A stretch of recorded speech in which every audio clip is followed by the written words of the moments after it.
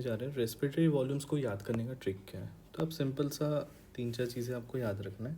एक है आपका टाइडल वॉल्यूम, उसके साथ इंस्पिरेटरी रिजर्व्ड वॉल्यूम और एक्सपिरेटरी रिजर्व्ड वॉल्यूम। ठीक है, जब आप इन तीनों को एक साथ देखोगे तो बन जाता है क्या, वाइटल कैपेसिटी। वहीं जो आपका एक्सपिरेटरी रिजर्व वॉल्यूम है, इसके साथ साथ जब आप रेसिडियल वॉल्यूम का ऐड कर दोगे तो बन जाएगा क्या, फंक्शनल रेसिडियल वॉल्यूम। अब जब टाइडल वॉल्यूम के साथ इंस्पिरेटरी रिजर्व वॉल्यूम का ऐड करोगे तो बन जाएगा इंस्पिरेटरी कैपेसिटी। वहीं टाइडल वॉल्यूम के साथ जब एक्सपिरेटरी वॉल्यूम को ऐड करोगे तो बन जाएगा एक्सपिरेटरी कैपेसिटी। ठीक है, और ये जो इंस्पिरेटरी कैपेसिटी और फंक्शनल रेसिडियल वॉल्यूम है, इन दोनों को ऐड करोगे तो बन जाएगा टोटल लंग कैपेसिटी। कितना सिंपल हो गया।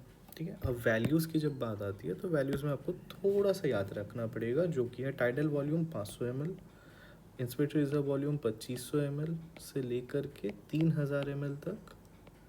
ओके, एक्सपिरेटरी रिजर्व वॉल्यूम कितना है, 1000 से लेकर के 1100 ml तक, और रेसिडियल वॉल्यूम है 1100 से लेकर के 1200 ml तक।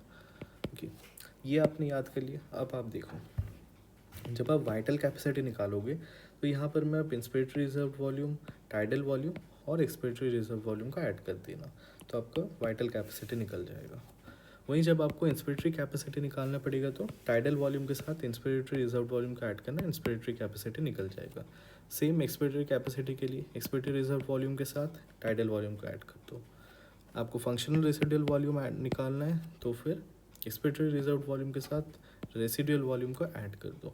जब आपको टोटल लंग कैपेसिटी निकालना है तो इंस्पिरेटरी कैपेसिटी के साथ फंक्शन रेसिडुअल वॉल्यूम का ऐड कर दो। तो इस सिंपल सी चीज़ से आपने पूरा का पूरा जो रेस्पिरेटरी वॉल्यूम्स का पार्ट है वो कवर कर लिया।